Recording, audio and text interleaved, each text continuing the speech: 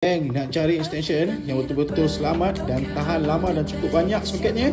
Ini dia, Teshan Power Straight Tower.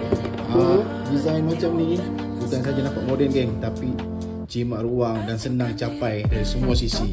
8 outlet 3-pin soket geng. Okay, 1, 2, 3, 4, 5, 6, 7, 8. Semua boleh masuk geng. TV ke, PC ke, printer ke, apa benda, okay, semua boleh masuk geng.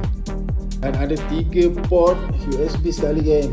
Cas laju 2.4A per port. Okay geng, tak payah nak adapter lagi. Okay, dan ada button on off. Ni ada grounded dan ada surge protection geng. Okay, sesuai untuk kawasan yang selalu ada turunan naik voltan tu. Okay, kalau ada kilat ke apa, automatic cut off geng. Itu yang penting. Safety geng, safety, don't worry, safety geng.